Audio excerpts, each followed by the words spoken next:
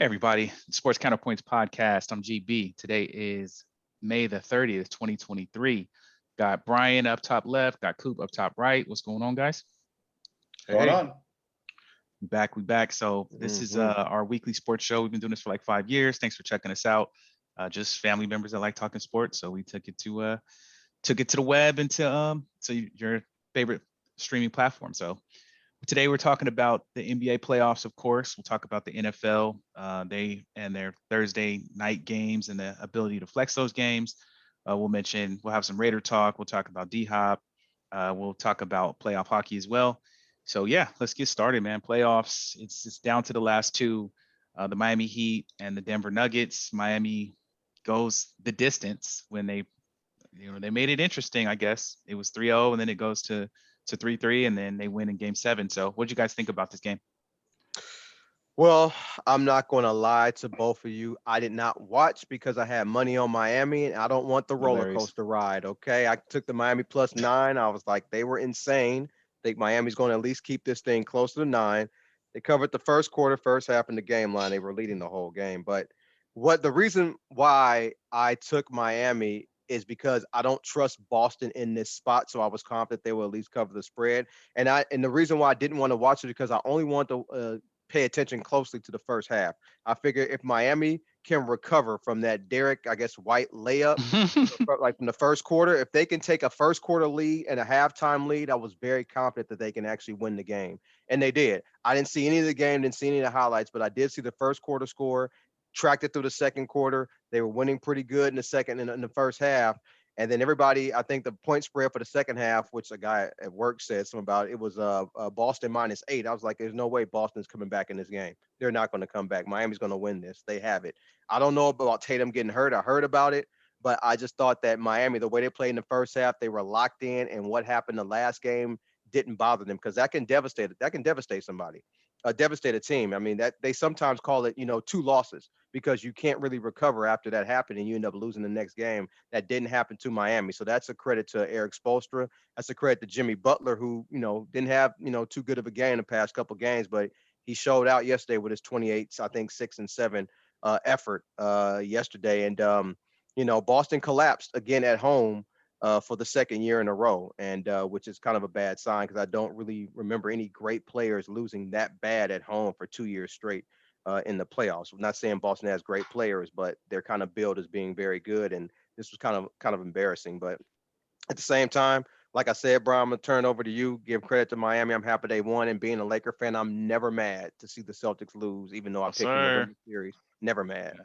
No, sir. Yeah, I can't see the Celtics lose enough. That's number one. I mean, yes, we both picked the Celtics in 6, and I love being right, but I'm okay with being wrong this time. Right. Yeah, Jason Tatum got hurt early. He rolled his ankle almost in the first play of the game. It was definitely a factor, and allowed Miami to kind of get out on them a little bit. But Boston played tough and reeled them in. It was not a pretty game. It was ugly on both sides.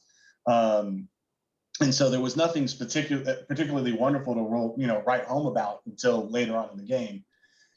There was a possibility that there was a little bit of momentum going Boston's way towards the halftime, but all of that was gone pretty quickly in the third when Miami came out and basically just decided to stretch it out a little bit. And by the time the end of the third was coming, you knew it was just a matter of counting down the time on the clock until Miami had won. I will say that Jimmy Butler hitting those 3 free throws in a row was nice clutch. I mean, after having some difficulties of his own, not to mention in the 2 plays before that, he got hurt himself. He came down awkward on his ankle. I think you're going to have to watch that. I don't know that he was not 100% towards the end of the game, and I don't know that he'll be 100% in this series, which was a concern before the beginning of the last series. It was actually one of the reasons that you and I still thought that Boston could probably get away with it, is because we didn't know if Jimmy Butler was going to be healthy, and if they could get ahead of Boston could get ahead of Miami, it would be difficult for them to come back. Turns out it was the opposite direction, and Boston had to do the coming back. But hats off to Boston for making a series of it, not making it just kind of an indoctrination of Miami. Also, I think this is, well, we'll talk about, who we think about next, but I think this is probably the last hurrah for that Boston team as it currently is. Definitely. Tatum came out and said exactly what he was supposed to say, which is, I really want Jaylen Brown to be back. He and I make a great team. Got it, all the different stuff. And then I'm sure he walked right out of that press conference and told his agent, make sure that dude's gone before next season. Because they do not play well together. They're just not, they don't form a cohesive unit. And while they're both talented enough to get them to this point, they're never going to be talented enough to get to that next level as currently constructed. And that's not a fault of either player. So I don't blame Tatum and I don't blame Brown. Sometimes two players, for being talented and very good, don't work together. Maybe both of them are number twos. That's what I've always said. Even if they are, I know some people think that. I know, Jason, you think that. But even if one of them are, KD is pretty darn good. Kyrie's pretty darn good. They weren't good together. Kyrie wasn't good in Boston. Kyrie wasn't good in Dallas. That says a lot about Kyrie. But at the same time, there's nobody arguing that Kyrie is a very talented basketball player, whom I hope goes anywhere besides the Lakers. Stop saying it. We've already been through this. You could just buy the jersey now if you're going to keep talking about it. It could be number one. Never too, that. Yeah. But anyways, look, it's always fun to see a series go 7. The game itself was not that good.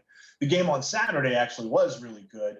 And we could talk a little bit about that, but I think plenty of people have heard plenty of stuff about whether or not there was only supposed to be 2.5 seconds on the clock, 3 seconds on the clock. In the end, it does not matter because, while Boston got that game to get in there, ultimately Miami won and just took them an extra 48 minutes to do it. Yeah, and 5 years from now, only people are gonna remember that Miami won. Some people might remember they might, won 3 straight games, but I looked at the history. I think 3-0, I think it happened 3 times, or team came back, made it 3-3, but they all lost game 7. And I think we kind of know why. It's kind of hard to win against any team this late in the playoffs, 4 straight games. And plus these teams are exhausted. You got to play hard like every single game, and something you just round the gas.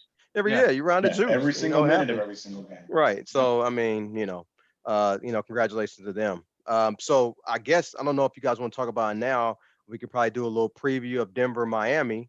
It starts Thursday. We're not talking until next week. We'll be 3 games in by the time we talk. Right. I personally have Denver. I'm saying Denver in 5. I'm saying Denver in 5 too. So that's I was gonna say 4, bro. Like Miami's gonna be toast, man. There's no way they're gonna have any energy. And the reason why I'm saying Miami in 5 is because Miami or Denver. Denver in 5 is because I think that they'll either have a chance to get game 1 in Denver, because I already bet Miami +9 in Denver game 1. The reason why is because I've seen this too many times. I saw it with the Lakers when they played Philly. I saw it with Utah when they played the Bulls. I've seen it with other few teams as well. They had 10 days off and they came out game 1 and they were rusty. They were never in sync all game. And the other team came off a 7-game series. Remember, Jordan and them came off that series, 7-game series against Indiana. Philly came off the 7-game series against Milwaukee. They came into LA. Chicago went into Utah. A couple of teams did the same thing, and they won game 1 because they were used to playing together, even though they only had 2-3 days rest. Other teams just playing each other in practice for 10 straight days, and they just weren't crisp. And so I'll give Miami either game 1 in Denver or a game in Miami. That's the reason why I have it going 5 games. I just think Denver overall is just a better team, and Jimmy will just have to do way too much. He'll have to be Kareem Abdul-Jabbar at UCLA. To try to, get them past Denver. So that's my reason. One matches with Jokic on that team. Yeah. So, and Murray. I mean, when Murray sees Kyle Lowry guarding him, it's barbecue chicken. Seriously. Shout out to Gary Payton, who made that phrase. Yeah, it's gonna be bad. But go ahead, B. What you think about the series? Yeah, no, the same thing. I actually don't think that Denver's going to have as much trouble. Usually, the teams that you were talking about, where they have these one team has a long break, and the other one, the teams are evenly matched from a talent perspective. And the team that you think is going to go in there and win, they're actually a really a quality team that could win the series. I just don't think that's the case here. I think there's just too large a disparity in the talent between the two. And I think that even an out-of-sync Denver team can win a tough-fought game against Miami. So I can understand betting them +8, but I don't necessarily think they're going to get the game. And I always think in any series, I will not pick a sweep unless it's just a massive disparity. Yeah. And so, I always would say 5-1, but that's me saying that I think Denver's going to win in dominant fashion, and a prideful Jimmy Butler is going to will them to at least one win. But the talent gap is too large, and not one that even Jimmy Buckets playing at his best can overcome, because Jamal Murray's at a whole different level. And if he sustains anything that he's done in the last couple of rounds, there's nobody on that team that can stop him defensively. Yeah. And there's just no matchup for anybody in Jokic. Bam Adebayo does not have it, in any way, shape, or form, and to the level of being able to get there. Shout out to Kevin Love, who has only made it to the playoffs. I think, what is it, 5 times, and has made it to the finals every time he's made it to the playoffs. Every time. That's a pretty good record, pretty good hit record, especially when you're doing it with teams like Miami and it's not all LeBron driven, which a couple of those appearances in the past were. So shout out to him. That being said, he's not going to be able to guard Jimmy Jokic. I don't know if he gets to play. He might not play. All the full court just outlet for fouls. passes, and all the full court outlet passes that Kevin Love can do and is great at, probably the best ever at doing full court outlet passes, aren't going to be enough to keep them anywhere close in this game. So I have Denver at 5, and again, that's more I have enough confidence in Jimmy Butler to have a pride win somewhere in the mix, probably in Miami, at some point. Yeah, the only thing that scares me about game 1 is, I didn't put too much on it, but I did bet Miami, is because they're playing in Denver, and that altitude, by the time the second half comes, they could be spent. That's not something you just fly into and you automatically, It's a great equalizer. That's a good point. Yeah, I forget about that. So that's the only thing. And Brian, I do agree with you that usually during that layoff, the teams are evenly matched. The only exception I would say would be that Philadelphia 76ers team that played the Lakers, because they just had Allen Iverson. They had nobody else who could score on that team. To your point, if you're going to have Iverson, they had some players too. You mentioned Iverson, you mentioned Jordan. If you're going to have that kind of output, I don't know. I think Jimmy's ill. He's crazy. He could go off, but if Denver shoots like they've been shooting and Miami shoots like they've been shooting, Denver's going to be close and have a chance to win it. Well, in series like this, Glenn and Brian, this is our pick for college football. Who's going to win the national championship? Who has more better players? The top 10 players on both teams, and like 9 of them are in Georgia and 1's on TCU. I'm taking Georgia. In the NBA, it's a little different. Who's a team that can play less perfect and win the series? That's why I picked Denver over the Lakers. Lakers have to play damn near perfect to beat Denver. Denver doesn't have to play perfect to beat Miami. Miami has to play perfect to beat Denver. That's why I picked Denver. So I look at, who has played less perfect, and that's why I'm picking. Another reason I'm picking Denver. So I'll be shocked if they lose, to be perfectly honest with you. I would be totally surprised if Denver lost, and while they're healthy, with a healthy roster. Yeah, I agree. Their shooting has been phenomenal. Miami's shooting's been phenomenal, so I'm actually excited about this. I know, before it's kind of like Denver, Miami's not going to be all that great, but this is a great matchup. Well, a lot of intrigue. I do think that this series is going to be less interesting, but I think that's because the team that has the most talent is also the team that is super hot in the playoffs. I mean, Jokic was literally throwing up one-handers from three-quarter, almost half court, falling away and making them, not just like once he got lucky. It was happening 3 or 4 times, and it seemed almost as if it was a gimme. I mean, he was playing, he was playing horse. And I'm actually interested in seeing, we don't beat this to the death, but I'm actually interested in seeing the ratings for these, because Denver is not a draw, just like San Antonio was never a draw. And San Antonio's fights out, they were never a draw. So this will definitely go down as a low watch. I think it's entertaining because of the matchups, but I don't know that it's going to be, the games are going to be tight. Yeah, and Jokic, we all know he's a good player, but is he bringing people to TV sets? No. So but as a fan, like I was talking about how I wasn't messing with basketball all year, and now I'm like, okay, I'm getting it. I understand the Denver. But that's because the Denver every one of these series leading up to it, every one of these rounds, I should say, leading up to it, had a very compelling storyline and series. Yes. You can only NBA will do all they can to play up the doughboy Jokic turn superstar basketball player. Right. But I think most people are over that. Like I can see how many times can I see his 14-year-old picture where he looks like the guy who got picked last in the basketball game. Right. Have you seen it? Have you seen his brothers? Have you seen Jokic Brothers? Yeah. Oh, okay. All right. I've seen them. They look like guys you really don't want to mess with, but yeah. but yeah. Oh yeah. Yeah. Yeah. But but anyways, they can only make so much of those storylines. Right. And I think they've already done it. And Jimmy Butler, for everything that as great a story as he is, that story's been told too, because this is not his first dance. Yeah. Oh yeah. I'm not. Remember, he played against us and he did his thing, but they didn't have enough. So I'm not. These aren't guys I'd even like to talk bad about on this show. Yeah. Bless you, Jokic Brothers. And I can't find anything bad to talk about players on it. So I mean, if I don't find nobody, I don't have nothing. Oh well, there's plenty to say. Most people aren't trying to say it because those dudes might find you. He could ball though. Damn, his brother's 6'8". Yeah, he looks like. Yeah, they look. They look like they're in Serbia acting up. They're all tatted up and everything. Yeah, if need be. Much respect to you, Jokic Brothers. Bless you all, man. Right. Come through. I'll give you a dap. Yeah, right. Hey, nobody's talking bad. You tight, man. Your brother was fabulous in the last series, but nah. So that's kind of where the playoffs go. So we'll see what happens there. Unless you guys got any last points, we'll shift back to let's shift to the league, man, to the NFL. It's always fun to have some NFL talk. So I know a lot of people who watch the show are more NFL fans than NBA fans. So actually, real quick before we do that, let me just throw out that Bob Myers from the Golden State Warriors stepped down. He's no longer the GM.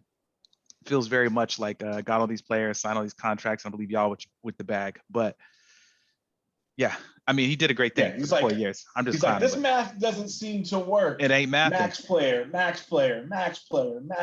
New guy with max player. Need to sign that guy. Not quite max. Yeah. How much money can we spend? 400 million. Right. Yeah. I'm out of here before you got to make these. And they're playing max penalty. Mm-hmm. And I don't know if you guys saw this. Bad.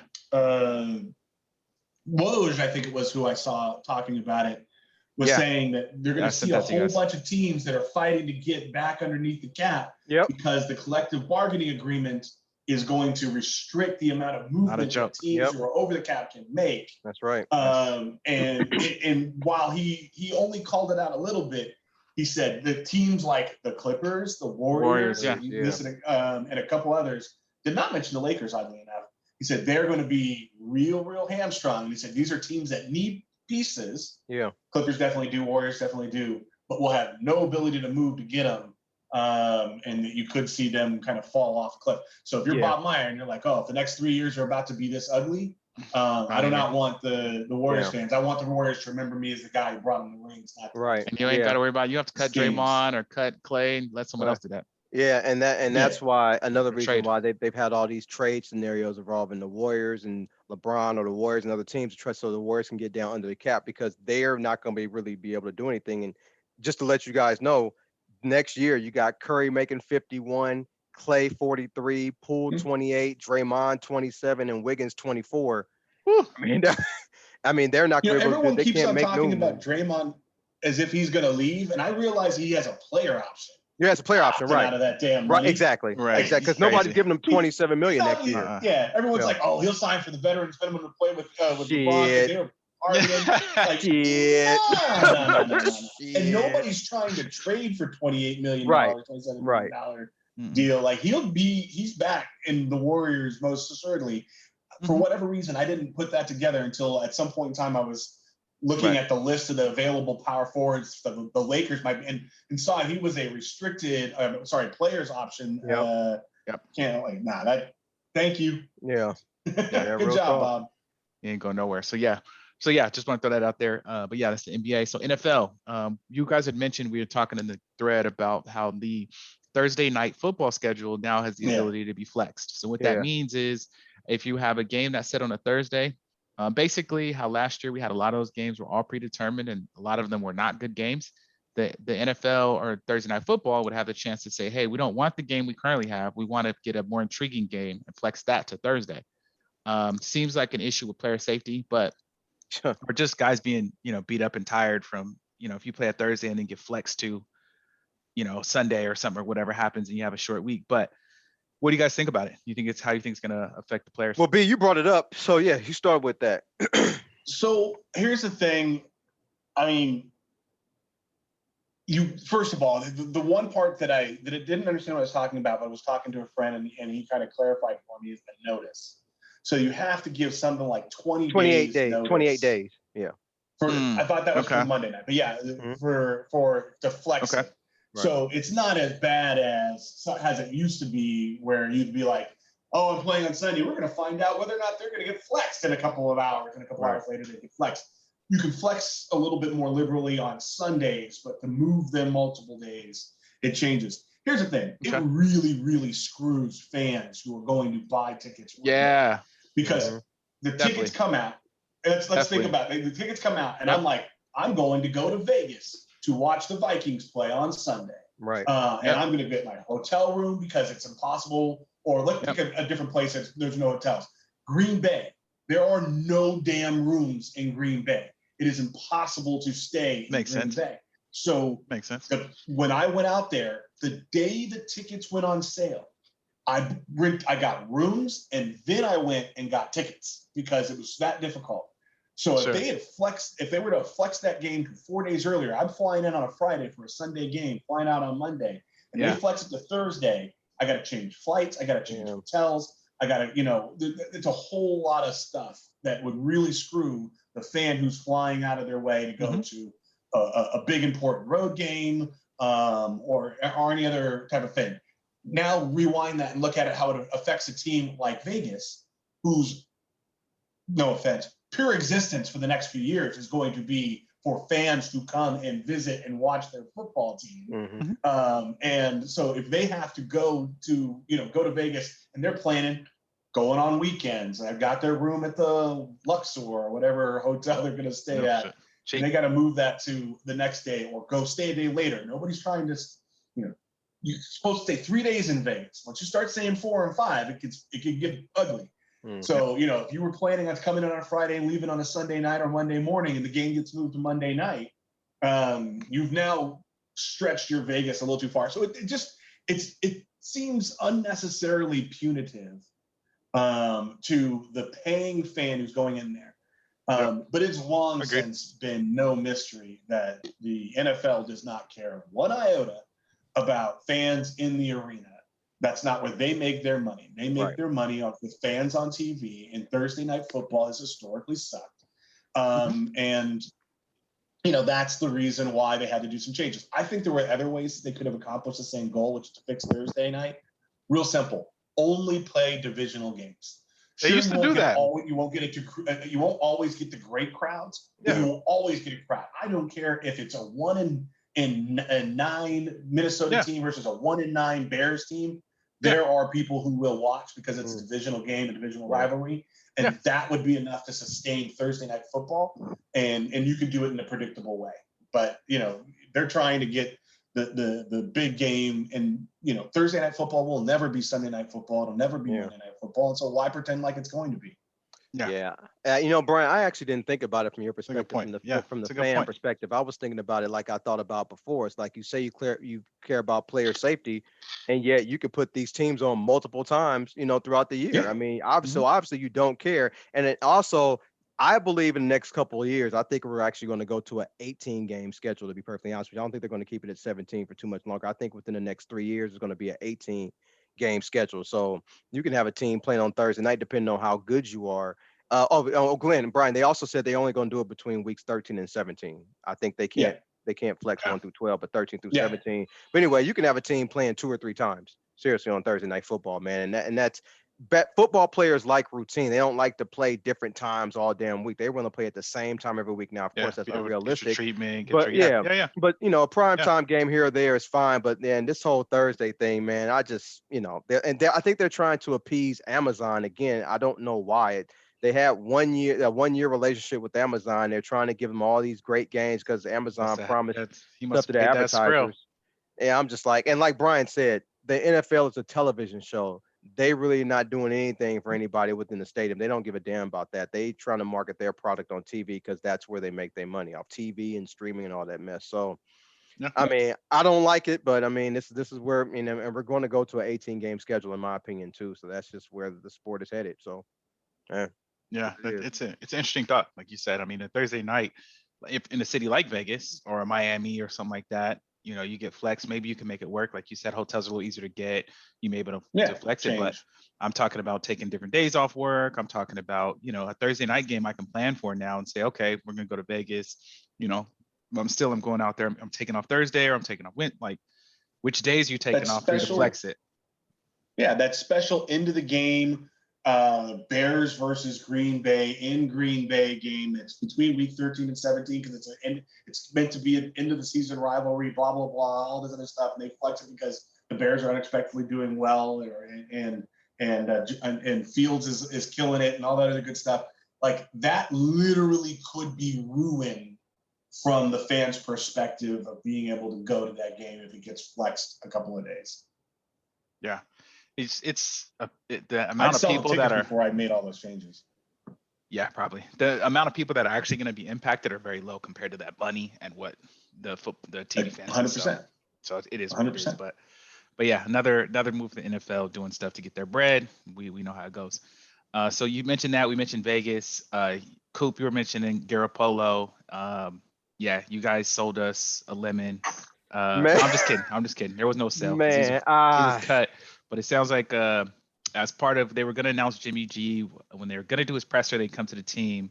We're seeing this coming up, and they said, "Oh, we're postponing it for however long." And apparently, it's coming out now that postponement was that he failed that physical. yeah. They found the injury in his foot was a little worse than they said. They suggested surgery. He had the surgery, and they wrote the contract or changed the contract exactly to where if he doesn't pass that physical by the beginning of the year, there is, and he has to be on the roster at a certain time, I think too. There is no money owed to Jimmy. He had $11 million guaranteed. That goes to a salary. No money's owed. He could be completely gone, never play for the Raiders. I think he'll be healed, but we'll see. Yeah, well, the thing, Glenn, the reason why it intrigued me is because it kind of made me understand why Devontae Adams, when he did that, interview on The Ringer, why he was not on board with what's going on. And it all makes sense. And you just mentioned the press conference. Yeah, he wasn't there. Then Devontae has his interview like he's not on board with what's going on. Then OTAs happen and Jimmy's not there. And now it all makes sense because he had a bad foot or whatever. And then that also what's his name? I'm sorry, Kyle Shanahan was saying after the season was over after Philly, like there's no way Jimmy's coming back to the team because he thought he would be better to, of course, sort of help them on a playoff run, and he wasn't, and that kind of made Kyle very mad. So obviously the injury goes back to the San Francisco days. But Glenn, to you and to my Raider fans who are like, it's like you need a quarterback in this league, and you're going all in on a quarterback who's often injured. I mean, that's all he does is get injured every year, except that 1 year Super Bowl run. Other than that, he always gets injured, and this is the second year in a row he didn't pass a physical at the time of free agency. So I don't. What's that? Go ahead. I would argue that this isn't all in, but go ahead. No, but the reason why I say you're all in because you don't have a backup at quarterback. He has to work. Stidham is gone. It's like, who do you have? You got Brian Hoyer, and I know you don't want to watch him play. So you're all in on Jimmy. This is it. This is all you have, and this guy's always injured. And I think we're getting Caleb Williams. I see, and that's the thing. I've heard Raider fans say that, but here's my rebuttal to that. Josh McDaniels is not. I don't think he has that kind of rope to where he can just bottom out with the Raiders and try to get Caleb Williams. I think he'll be gone if y'all had a season like that. They don't need Josh McDaniels. They want the quarterback. Josh McDaniels ain't got nothing to do with Caleb Williams. I think Ziegler stays. I think we ain't got to get deep into the Raider rabbit hole, but I think Ziegler stays regardless because he's actually done good work. McDaniels could be out. Based on how this is going right now, we're not going to win hella games. You're not going to be you'll be in the middle somewhere. You could easily make a trade. Ziegler will do it. I've seen that he'll take the risks. How he got Devontae and other players. You trade down, you get your quarterback. Maybe McDaniels is there, maybe he ain't. I don't know. That's just why it doesn't look like to Devontae's point, and people kind of made a big deal about that. He was saying, I'm not really liking the direction we're going. I don't think this is the right move, but I think a lot of players feel like that and wouldn't say it. He just said it, and people, took it around with it. Definitely, yeah, I would. I'm sure a lot of us don't like how stuff's being run at our jobs, but you still go and do what you need to do on the daily basis. So we're gonna see. I personally think Jimmy will be fine. I think he's gonna play. I don't think, I never thought we were going to no damn Super Bowl, even though it is in Vegas. And if Vegas wanted to build a fan base, if they could lie with the NFL to make that happen. But I think the more I'm saying, I think next year we get the QB. Over under games played, 10 games for Jimmy Garoppolo. What you take, the over and under? 10 games. Like in the rest of his life? I'll take the 10. No, I'm talking about 10 Oh, next this season. year. Oh, this year. year. The rest of his life. Hella funny. Trying to get specific. I would take the under. That's just me. I think probably. once Well, Joey he may not be ready for get him. Yeah, he may not be ready for week 1, anyway. So that's already a couple gone. So we're gonna see what happens. But the one thing I did see, I saw someone talking about Jameis Winston. I saw someone talking about Tom Brady, because Brady's in there. I'm like, man, let's just see what happens. Let's see what happens. But yeah, B, you had any thoughts on this? No, right. Jimmy Garoppolo was a bad signing, and at least they got lucky enough that he failed the physical and did them the favor of allowing him to put a clause in there. Yeah. See me in Madden. Prior to that, it was everybody. Yeah. Prior to that, he was all risk and likely no reward. At least now the risk and the reward is palatable. Yep. I thought so anyway because of the amount of the contract. It's not if they gave him Deshaun money. Yeah. It's reasonable. Even when it was starting, it's a bridge quarterback, isn't anything. So speaking of that, cuts, signings, DeAndre Hopkins, which we all figured he was going to be leaving the Cardinals anyway. He's out, so he's been released. He's a free agent. What do y'all think about it? Where do you think he goes? B. Or where would you go if you was D-Hop? Yeah. I want him to come to Frisco, but he's not. Go ahead. Yeah, what's funny is that when it first happened, everyone was saying he's only looking at teams that can help him win Super Bowls. He's completely dedicated to the idea of winning Super Bowls, and all he wants is to find a place that can happen. And then almost immediately, I started getting alerts that he got reached out to by the Browns, and they're talking about seeing a vacant sign him, but they have a good. I'm like, first of all, if he's serious about signing a team that can win a championship, the Browns, their phone calls go to the voicemail and then get blocked. Like, just don't you dare call me. Yeah, step away. I don't care, what the receiver corps and all the different things that are going on. I'm not saying the Browns are horrible, but they're not. No. They're not one D-hop away from the Super Bowl. Right. Yeah, and the obvious teams that you're gonna start seeing are gonna be Philly and Kansas City, and these top upper echelon teams. Baltimore. Baltimore would be great to go with OBJ and D-hop. Baltimore, I'm telling you, watch. Would be nasty. Or Carolina, but I bet it's Baltimore. I mean, yeah, you don't even have to be a good quarterback to be able to get D-hop and OBJ to catch your ball. So and the boy is a good quarterback. They're saying, "Oh, he's inaccurate." Guess what? Being inaccurate is fine with D-hop. Just get it in the air, bro. He ain't that. I'm like you just said, B. I'm telling you, that's my thought on Madden. That's crazy, but you put OBJ over there, who's kind of hurt. Put D-hop in there, and Lamar running in the backfield makes people's eyes go in, and he can hit you. He's a year away. Yeah. But anyways, so it'll be interesting to see where he lands. If you look at history, this move does not work out. Julio Jones was the last time we saw this. We've seen it with others. We've seen it with AB. We've seen it with Julio. We've seen it with D-Hop. Like this move doesn't necessarily work out. The closest it ever came to working out was OBJ going to the Super Bowl with the Rams and playing well, and then he got hurt. Yeah. So while this is going to be exciting and it's something that we'll follow and everyone's going to be intrigued about, wherever he signs, the Madden players are going to jump up and down for joy because that year they get him at least for the first portion of the season healthy and high rated. But at some point in time, this usually comes down to earth and he becomes a solid piece to a team. Yeah. If he's your number one wide receiver next year, you don't have a number one. Who else would be good is Miami. And he could play possession because you already got the speedsters. That would be crazy. D-Hop's not a great possession guy. I mean, he's sticky as all can be, but the reason he high points it like nobody else, like he gets touchdowns. That's what he does. Yeah, I think he could in the right situation. To someone else. He's not Jarvis Landry. Go ahead. Yeah, I don't know. I feel. Look, I liked DeAndre Hopkins when he was, I guess, the Houston days or whatever. I thought he was a top 5 receiver. Cooking, yeah. Them days now are over. He's not a top 5 or a top 10 receiver. His game was never predicated on speed, but he did make a lot of contested catches. And this is my personal opinion. I just don't think he's that D-Hop as we saw him before. He's only played 9 games last year. He's often injured now. He played 10 the year before last.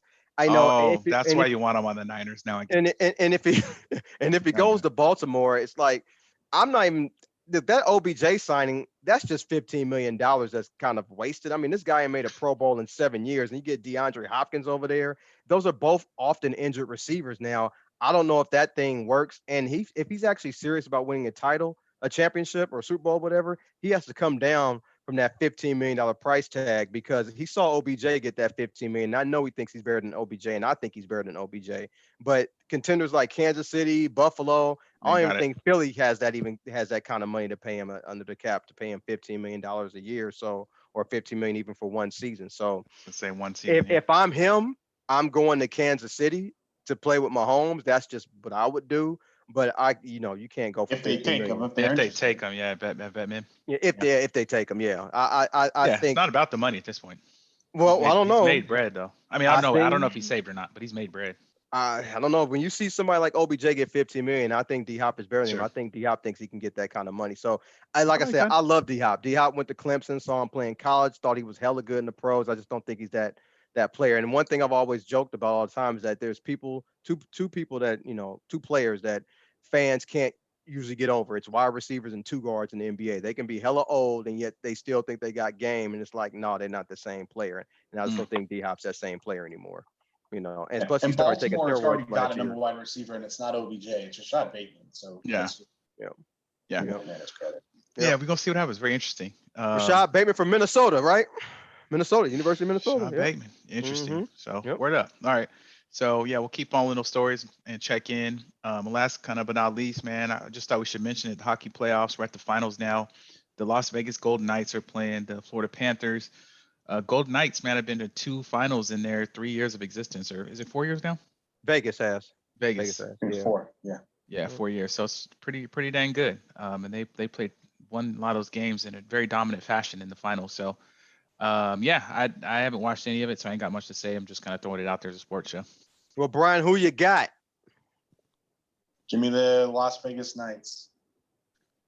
I'm going to go with the Las Vegas Knights myself. I'm going to go with them too. I don't know enough to be able to pick how many games. I don't know. I can't handicap hockey like that, but I just think that the Las Vegas Knights are pretty good. Also, this is weird.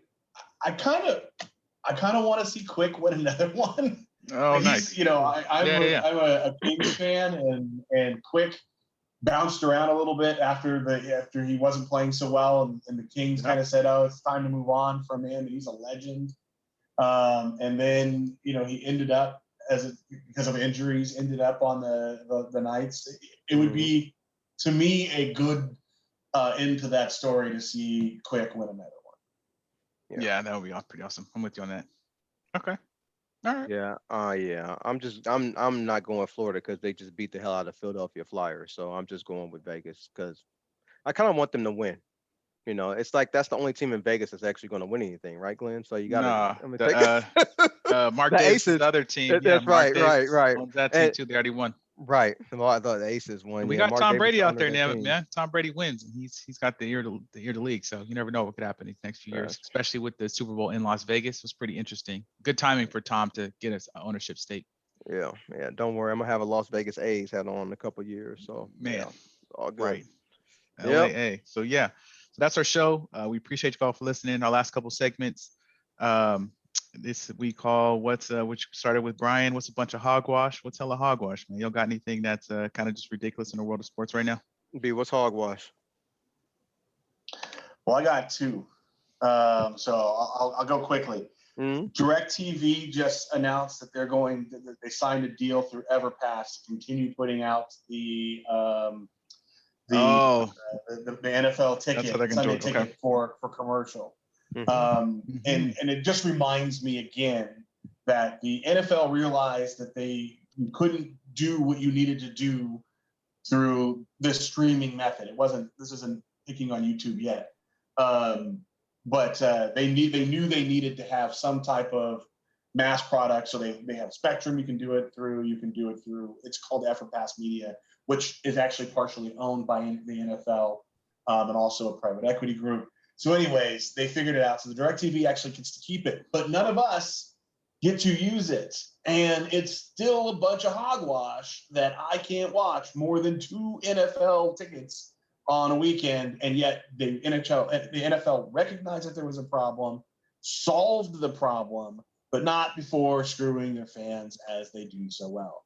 So it's a bunch of hogwash that they recognized that there was a problem, held back the commercial streaming, gave it away in a very reasonable way, the way it should have been in the first place, which is instead of giving it to one streaming group like YouTube, they should have given it to everybody and said, hey, you're going to put it all out. This is the same way the NBA does it.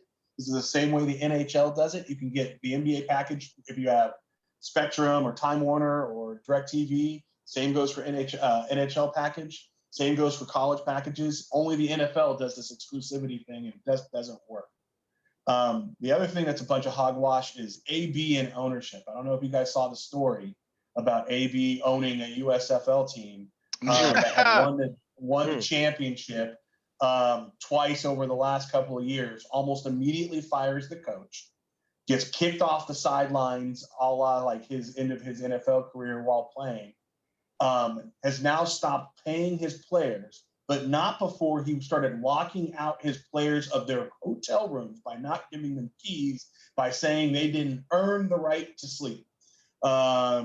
This man is the definition of a bunch of hogwash. Why anybody would ever let him be involved in a football team ownership is beyond me, but it shows that both the league, him as a player and as an owner, and just really as a person, is a bunch of hogwash. So there's 2 for you.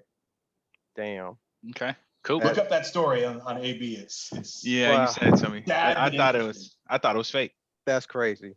What's a bunch of hogwash to me is NBA subjective awards. I've never been into awards. I'm either you can play or you can. You're great. You're not. Whatever.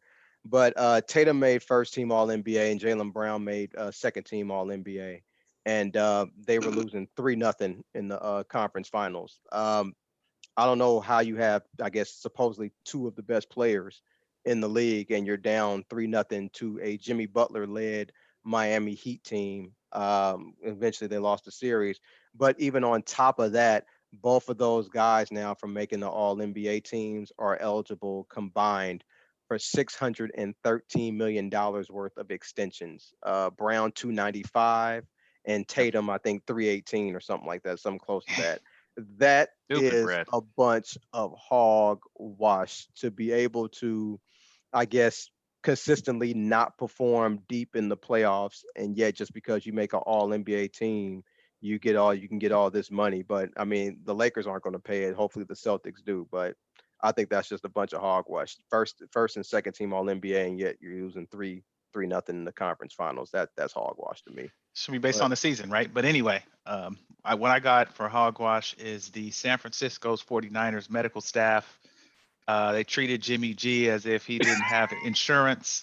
They told him to go to urgent care. He had to pay out of pocket and had a major injury that they didn't diagnose. He went to get him a new job, couldn't even get it. I would sue, but that's just me. You know what I mean? They just left him out to dry.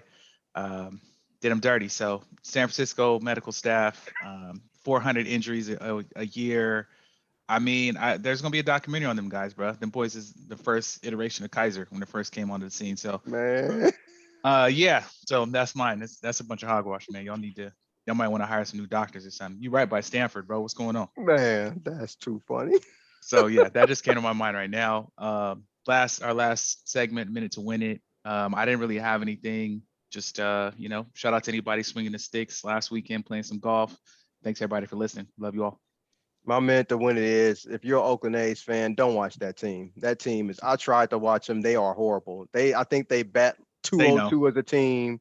I think the ERA is like 8.9. I mean, it's bad. The A's are probably Didn't I tell you guys went to the perfect game? Yes, we did. Yeah, you did. They didn't have a losing record, and they won. And they won, right?